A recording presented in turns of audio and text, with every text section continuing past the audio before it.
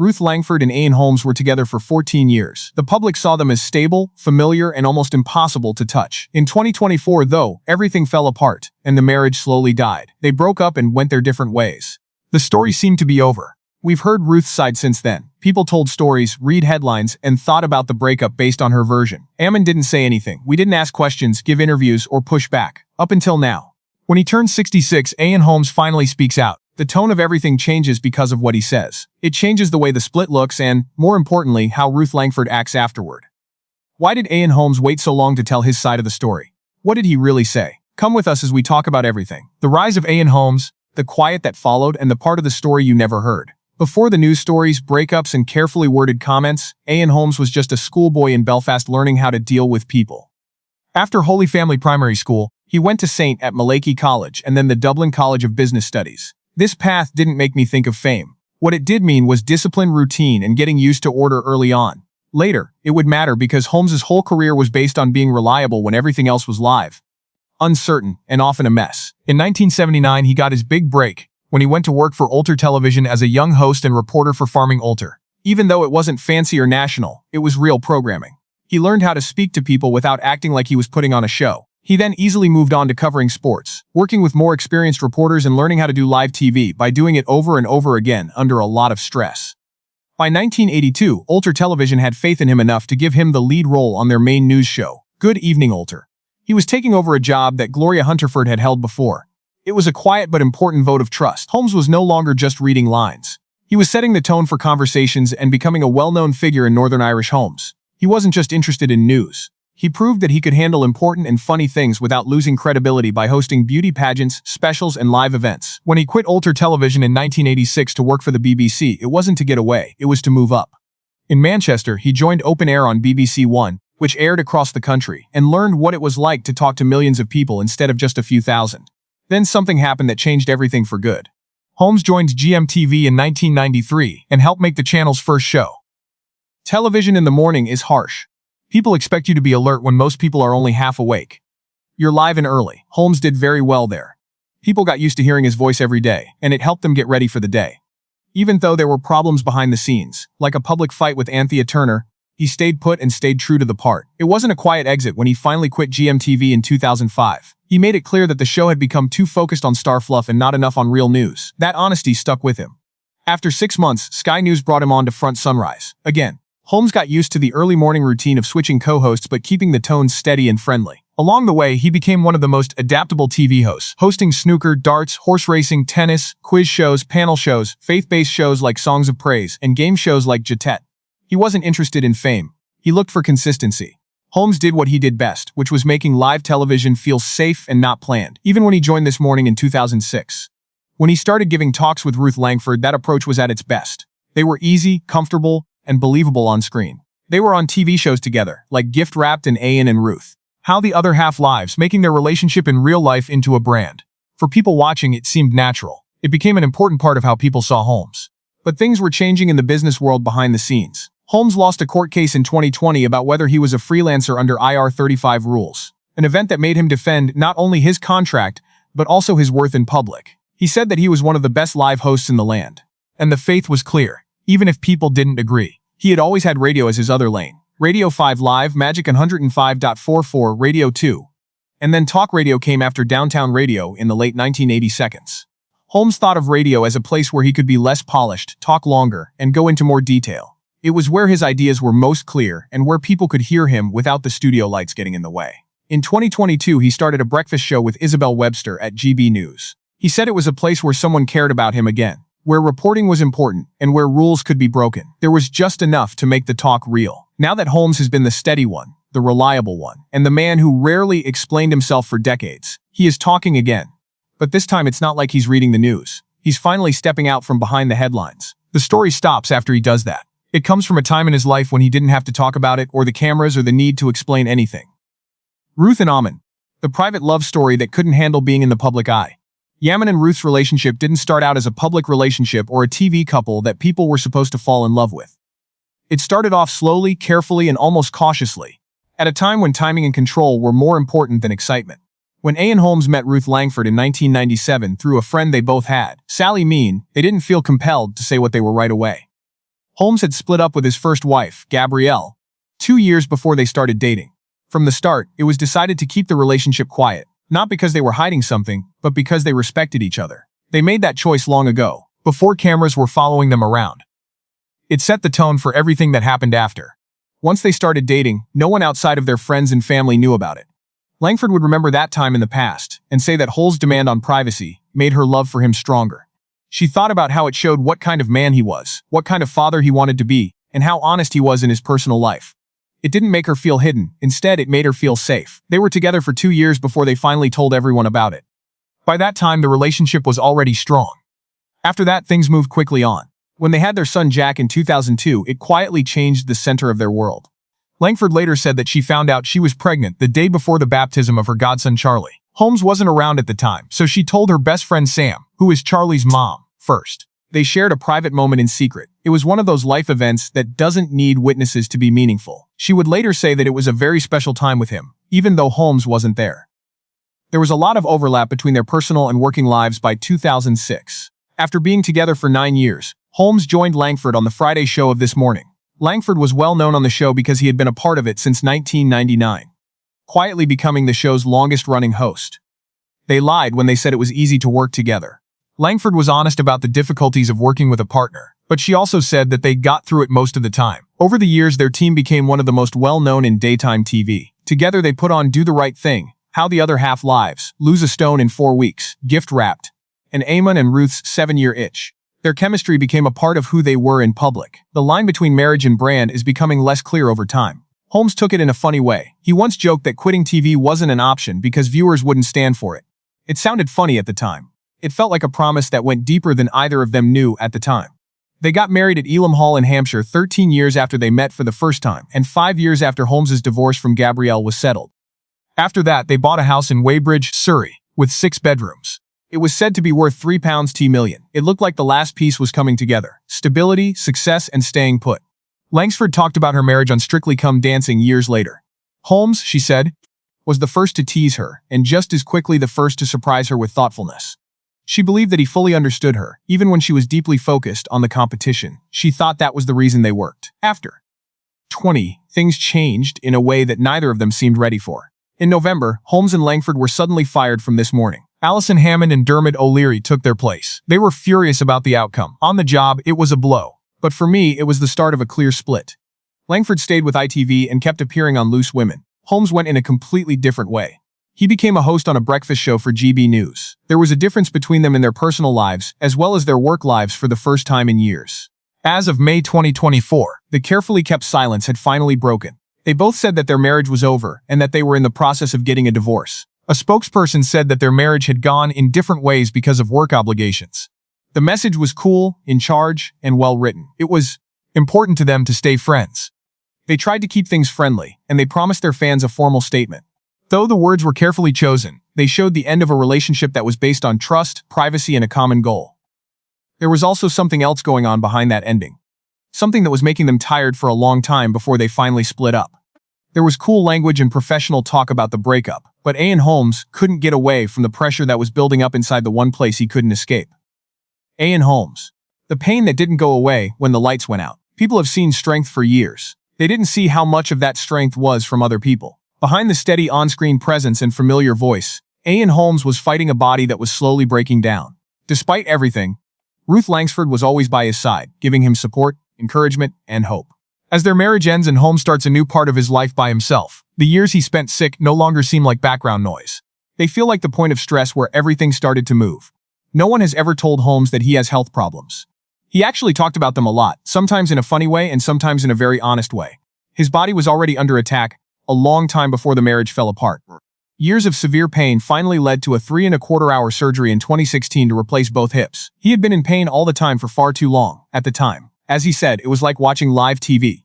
He said he was nervous before it started, but not during it. He even talked about how strange it was when people paid him emotional honors the night before surgery. A moment that seemed strangely like saying goodbye but didn't go anywhere. In a strange way, seeing a happy doctor, his wife, and a lunch menu when he woke up made him feel better. He laughed and said that it meant he was still alive. That sense of humor and the need to act even when it hurts became a recurring theme. Then 2018 came along.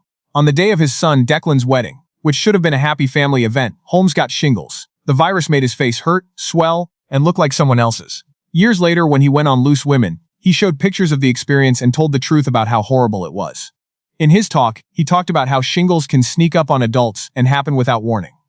He realized how shocking the situation was as he looked at the pictures on the screen and compared himself to Quasimodo. However, it wasn't until 2021 that he started to fall even further. In the spring of that year, Holmes suddenly started having terrible back pain that wouldn't go away. The pain got worse quickly, and he had to use a walking stick to get around. The discovery that changed everything then came along. 3 slipped discs made it hard for him to move his right leg. The diagnosis helped explain the pain, but it didn't make it go away. By the end of that year, Holmes admitted that his illness had hurt him and his family a lot. He told Ruth that there were times when he couldn't walk, bend down, or do simple things without help. They told him that the way he moved made his sons feel bad, and that losing their freedom was just as painful as the condition itself. Even though scans showed the discs sticking out, Holmes still hoped the problem would go away on its own. It wasn't. Epidural shots helped a little, but they weren't a permanent fix. Less and less of her life was possible, and she slowly lost hope that surgery would fix things quickly. When the doctors told Holmes that he needed to take care of other spinal and nerve problems first, he admitted that he was crushed.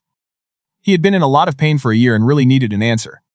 He took a break from his GB News show in September 2022 to have important surgery on his spine.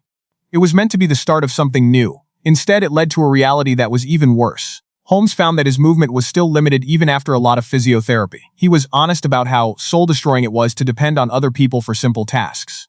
It made him feel bad to sit still for hours after physiotherapy, as if resting had become another thing he had to do. It took him a little over 2 weeks to fully recover from the surgery, and his left leg was still weak. Holmes went backward down 18 stairs at his Weybridge home and hit the stone floor below hard. It's likely that the accident killed him. Instead, he came out with a broken shoulder and legs that were already weak. Later, he said that the fracture was a huge blow that made him have to take even more time off work and reset his goals again. Things kept going wrong even after that. Holmes had a treatment to stretch his spine and neck in September 2023, a year after the surgery. He was honest about the fact that he still couldn't walk properly. He admitted that besides sitting and watching TV, he couldn't run, walk, or do much else. He didn't get better the way he had hoped. It wasn't even close. By 2024, he was only thinking about getting better. Physiotherapy every day became normal. It became necessary to use a cane or a wheelchair. Ruth continued to openly back him up, but she did say that something had changed. It was possible that she would have to accept that he would never be completely right. She talked about having hope and being aware of how hard long-term care can be, even for the strongest families. The way those words sound now that they are no longer married is different. What sounded like strength before now sounds like giving up. Ruth wasn't supposed to hear that call. For that moment, Eamonn and Ruth's marriage fell apart. Careful language was used for months to hide the fact that Eamonn Holmes and Ruth Langsford were no longer married. There were problems with health, stress at work, and 2 people going in different ways. It made sense and sounded almost gentle. There was no slow or quiet ending, though, when everyone was not there. It came all at once, which was terrible. Something Ruth was never meant to hear, and as soon as she did, everything they had left fell apart. Several news sources say that Ruth made what they called a shocking discovery that ended the marriage. Eamonn thought he was alone, comfortable, and not being watched in their Surrey house. While he was on the phone, he didn't know Ruth was in another room, but she could hear him, and the talk she heard wasn't nice. People said it felt close, friendly, and personal. Ruth was said to be scared. She told him right away, and the shock went both ways. It was said that Eamonn didn't even know she was there. It was too late when he found out Ruth had been there the whole time. Because of everything that had happened before, the moment hit Ruth especially hard. She stood by him for years as he went through serious health problems, surgeries, constant pain, and losing the ability to move around. She had given her all to care for him when his body gave out. Then to hear him having private conversations with another woman wasn't just painful. It was like being lied to and was a real pain in the behind. And that was just the start. According to insiders, the marriage didn't end right away after the heated phone call. It limped along, hurt and weak. But just a few weeks later, Ruth is said to have found something else. This time it wasn't something that was heard. It was emails that were found on Eamonn's PC. Reports say that discovery made everything different. Any hope that was left was gone. People who were there said it was the last straw that broke the camel's back. The time frame is important. It is said that the argument over the phone call took place in April. After a few weeks, the laptop messages came, and soon after, the public statement. Calm, in charge, and carefully written. In a united statement, they said that their marriage was over and that they were ending their marriage. It was just a full stop at the end of 27 years together, with no words or feelings. When the news came out, fans were shocked. It was over after 14 years of marriage and almost 30 years of being together. Eamonn moved on soon after the breakup became public. He told everyone that he was dating Katie Alexander again. In the meantime, Ruth stayed single and public. She worked on herself, her relationships, and slowly putting her life back together. Recently, she took a girls' trip for her birthday. Ruth didn't say anything for a long time, then she finally spoke. Ruth talked about what she called a hard and painful breakup in her first interview since the breakup. Her husband and she had been together for most of her adult life, and she admitted that it had been hard to deal with their split. But her words were not mean. They were just determined. She said that when a relationship stops, whether it's a marriage or a friendship, you come to a fork in the road. You can either give up and fall apart, or you can pick yourself up and move on. She made the choice to go ahead. She said she wasn't happy that her marriage was over, but she was okay with it. She said that acceptance was what made her happy about being single again, and making decisions that were only about her.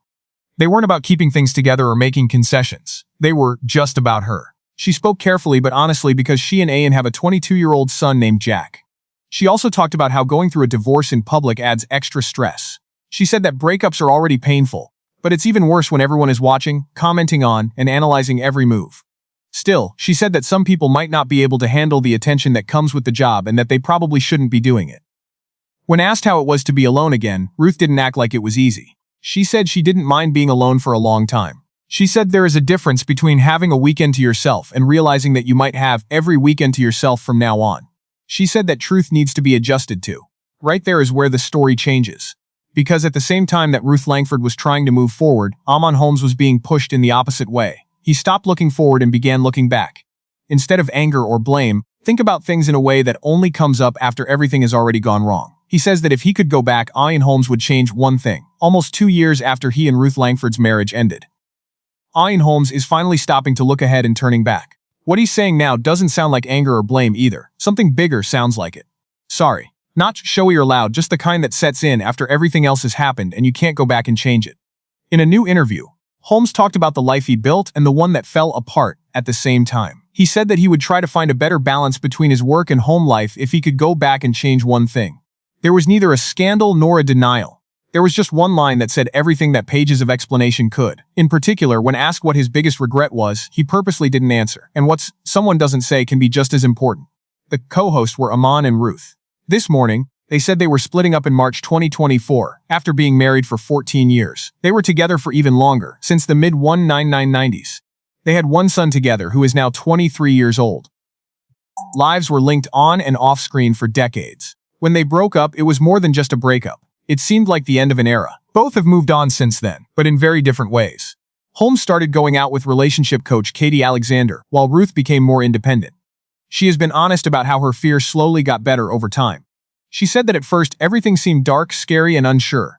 But the fear went away over time. What came in its place surprised her. Self-assurance, peace, and even thrill. She said that she hasn't given up on marriage or relationships, but she also said that she isn't actively looking either. She said the most surprising thing was realizing how strong she is by herself. She is strong, independent, and at ease in her own space. What was scary before now feels like a new chapter instead of a blank space. While Ruth was getting better mentally, Eamonn's body kept betraying him. After they broke up, he had more medical procedures, such as major spinal surgery and a double hip replacement because he had been in a lot of pain in his back for years. He said that he was glad the year was over because it had been a rough one. In public, he admitted something even worse. That he had been disabled for over a year and needed help with simple daily tasks. Even though he was thankful for the help he got, he said the experience was embarrassing and humbling. Ruth, meanwhile, looked inside herself.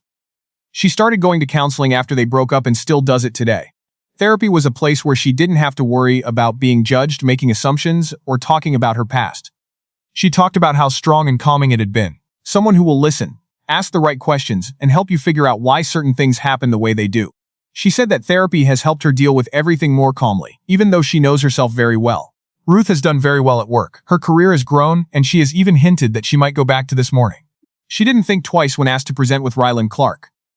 When it comes to Ryland, she would say yes if they asked. She said he was like a TV son and that she loved and got along well with him right away. There's no way that the door is closed. Of course, there have been happier times as well. Recently, Malene Klass made a joke on Loose Women about how long men live when they're married and how long women live when they're not. The joke was about the health of former Prime Minister David Cameron.